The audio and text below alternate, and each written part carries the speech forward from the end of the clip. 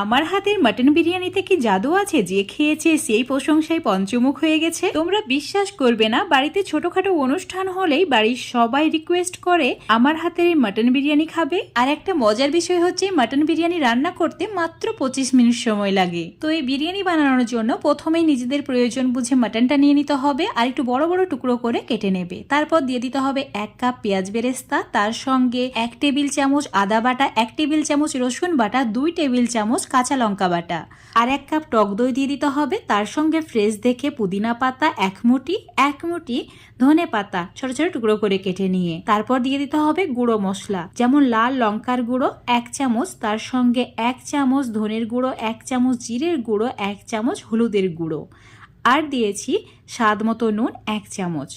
এখানে দিয়ে দিতে হবে সামান্য পরিমাণে গরম মশলার গুঁড়ো, আর দিয়ে দিতে হবে বিরিয়ানি মশলা 1 চামচ। আর যে পেঁয়াজ বেরেস্তা করা তেলটা রয়ে গেছে